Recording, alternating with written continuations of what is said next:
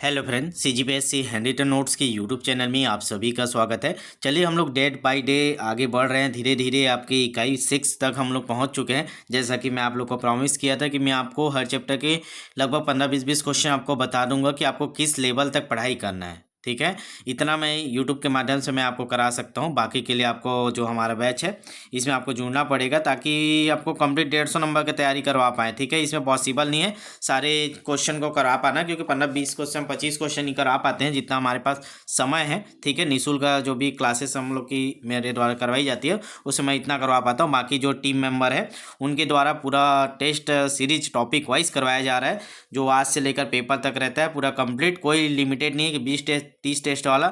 जितना ज़्यादा करा पाएंगे, जितना ज़्यादा उतना कराते हैं, हमको रिजल्ट चाहिए। ठीक है, तो चलिएगा आज की क्लास में हम लोग आपको पहले ही बता दिया था, एपिसोड जब 5 हुआ था, मतलब इकाई 5 का हम लोग किए थे, तो इकाई 6 अगला चलेगा करके ब्रिटिश शासन। तो मैं ऐसा मान के चल रहा हूँ आप लोग थोड़ा बहुत पढ़ के आए होंगे, और नहीं भी पढ़े हैं तो भी आप मेरे साथ अभी पूरा 15 से 20 क्वेश्चन जितना मैं करवाऊंगा उसको देखिए, समझिए, उसके बाद पढ़िएगा। ठीक है, ताकि आपको एक लेवल पता चले, और इसी में ही मैं बहुत सारी चीज़ें आपको कवर करा दूंगा। तो आपको करना क्या है, सबसे व्हाट्सएप स्टेटस में जाके शेयर कर दिया करें हर वीडियो को, ताकि जितना ज़्यादा रिस्पॉन्स मिलेगा, जितना ज़्यादा आप लोग शेयर करेंगे, उतनी जल्दी जल्दी वीडियो आते जाएंगे। और पूरा 150 नंबरों का सिलेबस की तैयारी करना है तो आप व्हाट्सएप में जुड़ जाइएगा।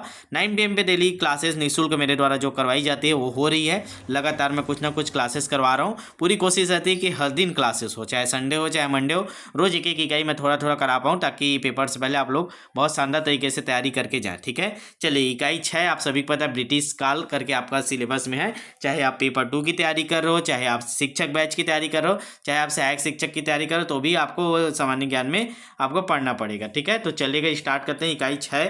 लाइव चैट ऑन कर लीजिएगा, आंसर देते जाइएगा साथ ही साथ। ठीक है, चलिए पहला क्वेश्चन आपकी स्क्रीन पर लग चुका है। देखिए जितने भी मैं क्वेश्चन कर रहा हूँ ट्रिपल स्टार वाले हैं, सारे सेलेक्टेड क्वेश्चन है। ठीक है, तो इतना आपको दिमाग में बैठा लीजिएगा आंसर को। ठीक है, पढ़े नहीं है वो अलग की बात है, लेकिन अभी आप मेरे साथ पढ़िए और साथ साथ क्लियर करते जाइएगा। ठीक है, चलिएगा। तो पहला क्वेश्चन है, ब्रिटिश काल में भारत में निम्नलिखित में से किस भू राजस्व व्यवस्था को नहीं अपनाया गया? तो देखिए इसमें 3 आपको याद हो जाएंगे। 3 ब्रिटिश काल में चल रहे थे, एक नहीं था, उसको आपको बताना है। स्थायी बंदोबस्त, रैयतवाड़ी व्यवस्था, महलवाड़ी व्यवस्था, दहसाला व्यवस्था। तो चलिए बताइए इसमें कौन सा ब्रिटिश काल में नहीं अपनाया गया था। देखिए ऐसे क्वेश्चनों को मैं लेता हूँ जिसमें आपको ज़्यादा से ज़्यादा जानकारी मैं उपलब्ध करा पाऊँ। ठीक है, तो 3 अभी मैं आपको याद करवा दूंगा कि भू राजस्व व्यवस्था कौन कौन ब्रिटिश काल में थे। तो इसका सही आंसर हो जाएगा ऑप्शन नंबर डी, दहसाला। ये नहीं था। बाकी 3 नाम याद कर लीजिएगा कि ये तीनों आपके ब्रिटिश काल में थे। स्थायी बंदोबस्त व्यवस्था था, रैयत वाली व्यवस्था था, महलवाड़ी, ये तीनों चल रहे थे ब्रिटिश काल में। भी हमको पूछा था कौन सा नहीं, तो ऑप्शन नंबर डी इसका सही आंसर हो जाएगा, दहसाला नहीं था। अब क्या था ये तीनों, ये डिटेल हम लोग क्लास में करेंगे। ठीक है, और हो चुका होगा इसका क्लास तो देख लीजिएगा, नहीं होगा तो मैं आगे इसको करवा दूंगा। थ्योरी क्लासेस भी मेरे द्वारा करवाई गई है निःशुल्क पूरा। ठीक है, तो देख लेंगे, कुछ कुछ टॉपिक बचा हुआ तो उसको आगे करा दूंगा मैं उसमें, इसके बाद क्वेश्चन प्रैक्टिस के बाद। ठीक है, चलेगा। सेकंड क्वेश्चन आपकी स्क्रीन पे, लाइव चैट में आंसर दिया करें तभी मजा आता है। ठीक है, और चैनल को जरूर सब्सक्राइब कर लीजिएगा। जिन लोग भी यूट्यूब में देख रहे हैं, पूरा सिलेबस आपको 150 नंबर का प्ले लिस्ट में मिल जाएगा। बहुत सारे क्लासेस हो चुके हैं, व्हाट्सएप के माध्यम से हम लोग लगातार करा रहे हैं, तो जुड़िएगा। ठीक है, चलिए दूसरा क्वेश्चन है, अंग्रेजों द्वारा बनाई गई भू राजस्व व्यवस्था की निम्न प्रणालियों में से कौन सी कृषकों के हितों के लिए अधिक सुरक्षा प्रदान करती है? तो आपको मैं ये 4 प्रकार के व्यवस्था बता रहा हूँ, इसमें से आपको उस व्यवस्था के बारे में बताना है जो कृषकों के हितों को अधिक सुरक्षा प्रदान करती थी। ठीक है, क्वेश्चन समझ में आ रहा होगा आपको। इसी प्रकार के नए क्वेश्चन लेवल पे अगर आपकी तैयारी आप कर रहे हैं तब आपकी तैयारी अच्छी है, और नहीं तो धोखा में मत रहिएगा। 200-400 रुपये को मत देखिएगा। आपको इसी लेवल के एक एक टॉपिक के क्वेश्चन प्रैक्टिस करना है। पूरा 150 नंबर के जो सिलेबस है उसको आप ऐसी प्रकार एक एक टॉपिक पकड़िए, और इसके जितने क्वेश्चन हैं हम आपको करा रहे हैं। ठीक है, नाम मात्र की फीस ले रहे हैं, उससे जुड़ के तत्काल करिए, तब जाके आपका सीजीटी एक बार में क्लियर होगा, शिक्षक बैच में अच्छा नंबर आएगा। ठीक है, चलिए इसका ऑप्शन है कृषकों के हित के लिए कौन सा अधिक सुरक्षा प्रदान करते हैं। चलिए पहला है बंगाल प्रांत की स्थायी भू व्यवस्था, मद्रास प्रांत की रैयतवाड़ी व्यवस्था, मध्यवर्ती प्रांत की जमींदारी व्यवस्था, संयुक्त प्रांत की मालगुजारी। तो आपको बताना है इसमें कौन सा सबसे ज़्यादा कृषकों के हितों के लिए अच्छी थी, स्थायी व्यवस्था की, रैयतवाड़ी की, जमींदारी की, मालगुजारी। चलिए बताएंगे। इसका सही आंसर हो जाएगा ऑप्शन नंबर बी, मद्रास प्रांत की रैयतवाड़ी व्यवस्था। तो याद रखना है आपको, जो मद्रास प्रांत में रैयतवाड़ी व्यवस्था चलती थी भू राजस्व को लेकर, वो किसानों के लिए, उसके हितों के लिए सबसे अधिक सुरक्षा प्रदान करती थी। तो इसका सही आंसर हो जाएगा ऑप्शन नंबर बी। चलिए अगले क्वेश्चन को आगे बढ़ते हैं, जल्दी जल्दी करेंगे, टेंशन मत लीजिए। क्वेश्चन एकदम सिलेक्टेड क्वेश्चन लेके आया हूँ जो आपके छत्तीसगढ़ सीजी टेट लेवल पे जैसा आप क्वेश्चन अभी आ रहे हैं, नए लेवल के क्वेश्चन जो बन सकते हैं उस सारे क्वेश्चन कवर करने की कोशिश है मेरा। चलिए अगला क्वेश्चन है, किसके द्वारा बंगाल और बिहार का स्थायी बंदोबस्त, ठीक है, इस्तमरारी बंदोबस्त, उसी को बोला जाता है परमानेंट सेटलमेंट या इस्तमरारी बंदोबस्त, ये शुरू किया गया था? किसके द्वारा स्थायी बंदोबस्त शुरू किया गया था? Lord Cornwallis, Robert Clive, Warren Hasting, Lord Wellesley. Most important question है, ध्यान रखेंगे। चलिए बताएंगे स्थायी बंदोबस्त व्यवस्था किसके द्वारा शुरू किया गया था? तो इसका सही आंसर हो जाएगा ऑप्शन नंबर ए, लॉर्ड कॉर्नवालिस। याद रखेंगे, बिहार में, बंगाल में जो स्थायी बंदोबस्त परमानेंट सेटलमेंट शुरू किया गया था लॉर्ड कॉर्नवालिस के द्वारा। चलिए अगले क्वेश्चन को आगे बढ़ते हैं। क्वेश्चन नंबर 5वां है, अंग्रेजी शासन के दौरान भारत के आर्थिक दोहन के विचार का प्रतिपादन किसने किया था?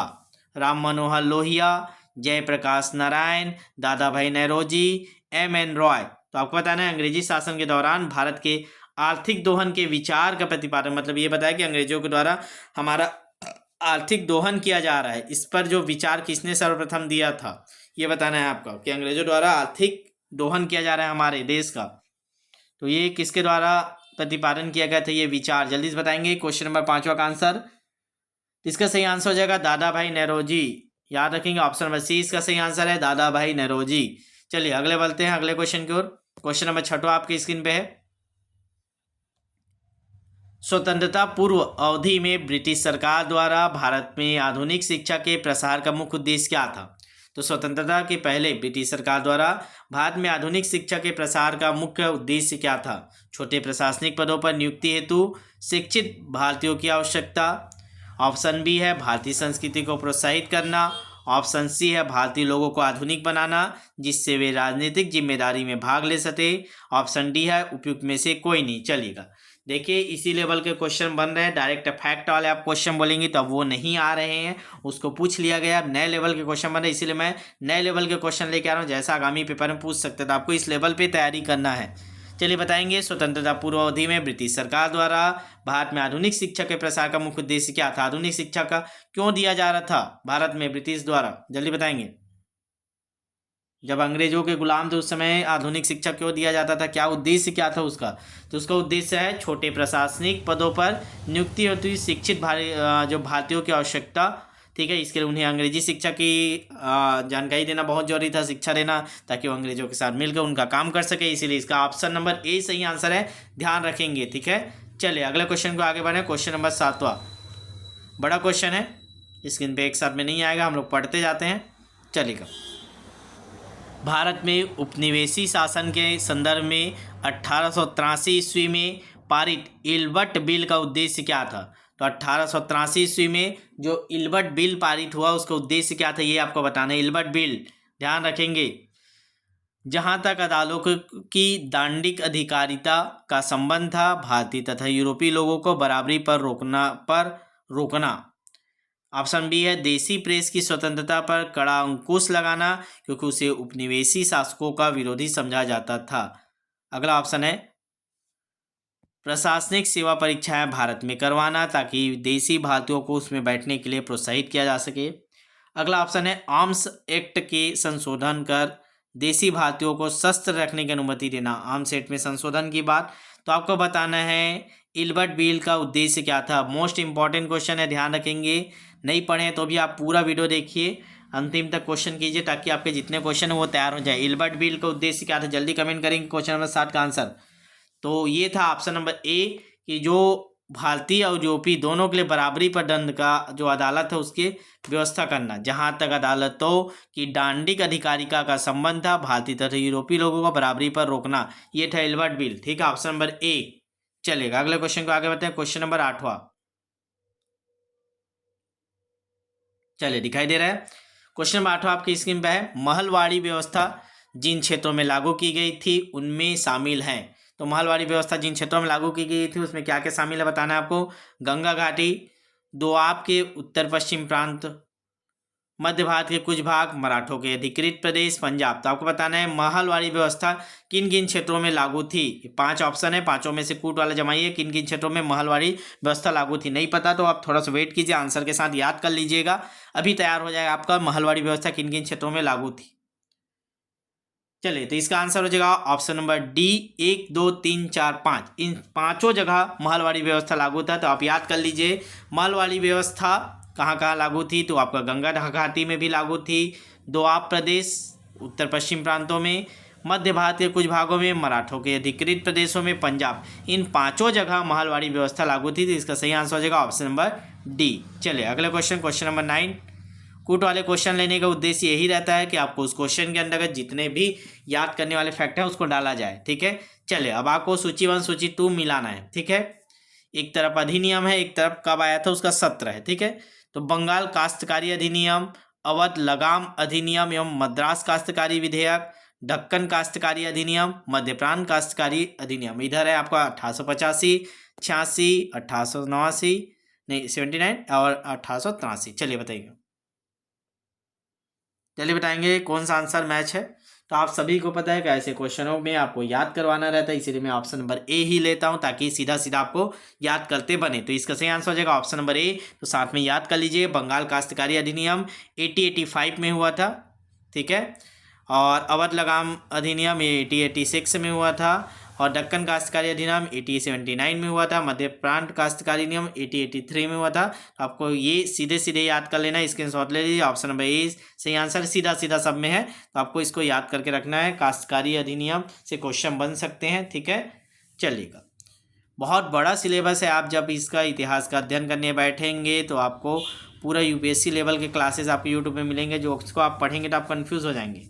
ठीक है, इसीलिए मैं जितना सिलेक्टेड क्वेश्चन है, जिस लेवल के आपको पढ़ना है उस लेवल तक लेके जा रहा हूँ। आप देखिए आपकी तैयारी इस लेवल पे है तो कोई दिक्कत नहीं है, और नहीं है तो तत्काल हमारे व्हाट्सअप नंबर में मैसेज कर दीजिएगा। नंबर नोट कर लीजिए 75 83 86 44 61। और जितना ज़्यादा क्वेश्चन आप प्रैक्टिस करेंगे उतना ही बेनिफिट आपको मिलेगा, क्योंकि थ्योरी आप पढ़ ही नहीं सकते। इतना विशाल सिलेबस है सामाजिक अध्ययन का कि आप सोचेंगे कि पूरा थ्योरी पढ़ लेता हूँ जो क्वेश्चन आया बन जाएगा, तो ऐसा नहीं हो पाएगा। आपको जिस लेवल पे क्वेश्चन आए उस लेवल पे क्वेश्चन प्रैक्टिस पे फोकस करना है। अभी फिलहाल 45 दिन आपके पास समय है सीजी टेट के लिए, सीजी टेट वालों के लिए, शिक्षक भर्ती के वालों के लिए तो बैच में जुड़ ही जाइए। जितने बार सिलेबस होगा बार बार नए क्वेश्चन करा रहे हैं। ठीक है, चलिए क्वेश्चन नंबर 10 आपके स्क्रीन पे है, पढ़िए। पहली आधुनिक पटसन मिल स्थापित हुई, कहाँ हुई थी बताना है। मुंबई में, रिसरा बंगाल में, भड़ौच में, सूरत में। तो आपको बताना है पहली आधुनिक पटसन मिल कहाँ स्थापित हुई थी। चलिए जल्दी से आंसर करेंगे क्वेश्चन नंबर 10। तो पटसन मिल कहाँ था, option number B Rishra Bengal में था, याद रखिएगा। पहली आधुनिक पटसन मिल रिसरा बंगाल में स्थापित हुई थी। चलिए अगला क्वेश्चन, क्वेश्चन नंबर 11 देखते हैं। भारतीय राजाओं द्वारा कल लेना सूर्य द्वारा भूमि से पानी लेने के समान थी। मतलब समझ रहे हो क्या बोल रहे हैं आप, समझिए। भारतीय राजाओं द्वारा कल लेना, अगर आप राजाओं से उधारी ले लेते थे, कल ले लेते थे, तो उस किसके बराबर थी वो, सूर्य द्वारा भूमि से पानी लेने के समान थी, जो पूरा सोख लेता है, भूमि को पूरा फाड़ देता है। ऐसे पहले ज़माने में राजाएं थी जो कि पुनः वर्षों के रूप में भूमि पर उर्वरता देने के लिए वापस आता था, पर अंग्रेजों के द्वारा लिया गया कर भारत में वर्षा न करके इंग्लैंड में ही वर्षा करता। मतलब ये बोल रहा है, क्वेश्चन सुनिए, बहुत बढ़िया कथन ये बोला है। ये बोल रहा है कि भारतीय राजाओं द्वारा आप पैसा उधार लेते थे, तो आप जैसे सूर्य हमारे भूमि से पानी खींचता है लेकिन बरसात के समय फिर वापस दे देता है, उसी प्रकार राजाएं थे, जो राजा टैक्स लेते थे उसको प्रजा के लिए समर्पित कर देते थे। जो टैक्स का पैसा आता था उसे प्रजा के लिए विकास में लगा देते थे, पर जो अंग्रेज थे वो टैक्स लेते थे उसको भारत में खर्चा ना करके इंग्लैंड ले जाते थे। ये कथन किसके द्वारा बोला गया। बहुत शानदार क्वेश्चन है, इसी लेवल पे क्वेश्चन आपको नए लेवल पे करके तैयार करना पड़ेगा। ठीक है, चलिए पहला ऑप्शन है आर.सी. दत्त, फिर option B M Karl Marx, Dadabhai Naoroji, इनमें से कोई नहीं। तो चलिए बताइए ऐसा कथन किसका था, जल्दी से आंसर करिए इसका। चलिएगा, तो ये कथन किसका है याद कर लीजिएगा, बहुत शानदार क्वेश्चन है। ऑप्शन नंबर ए इसका सही आंसर है, आर.सी. दत्त। ठीक है, तो ये हो जाएगा option number A, R C. Dutt का ये कथन बहुत इंपॉर्टेंट, स्क्रीनशॉट ले लीजिए इसको। ठीक है, बाद में मिलेगा नहीं आपको, इसको नोट करके रखिएगा। ठीक है, चलिएगा आगे बढ़ते हैं अगले क्वेश्चन की ओर।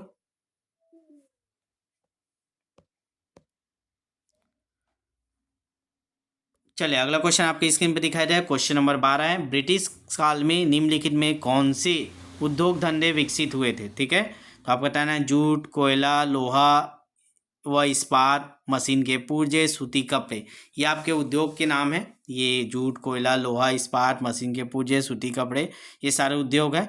तो आपको बताना है इनमें से कौन कौन ब्रिटिश काल में विकसित हुए थे। ठीक है, चलिए बताइए, 1 से लेकर 5 तक के आपके ऑप्शन है।